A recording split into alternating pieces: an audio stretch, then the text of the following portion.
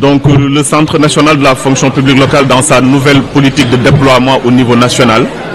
a décidé de mobiliser ses équipes techniques et d'aller vers la rencontre des exécutifs territoriaux, c'est-à-dire des collectivités territoriales de notre pays, que ce soit les communes ou les départements, afin de leur présenter les missions du centre, mais aussi de leur faire une présentation de l'évolution de la fonction publique locale,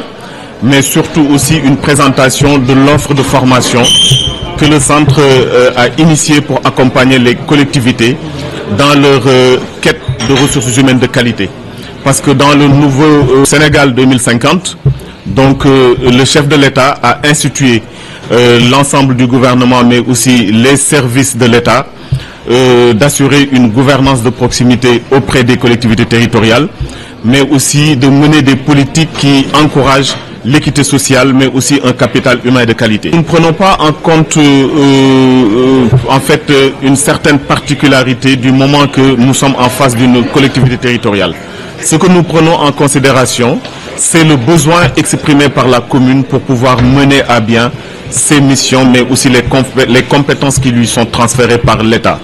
Donc notre travail se limite à prendre en compte le besoin en formation des collectivités, mais aussi d'un point de vue légal et juridique, d'un point de vue réglementaire, leur dire comment doivent être encadrés le recrutement ou bien la gestion des ressources humaines territoriales, surtout en matière de la fonction publique territoriale, pour que en fait la gestion des statuts, mais aussi des carrières des agents soit assise sur une base légale, une base réglementaire qui doit être connue par les collectivités territoriales et en prendre compte.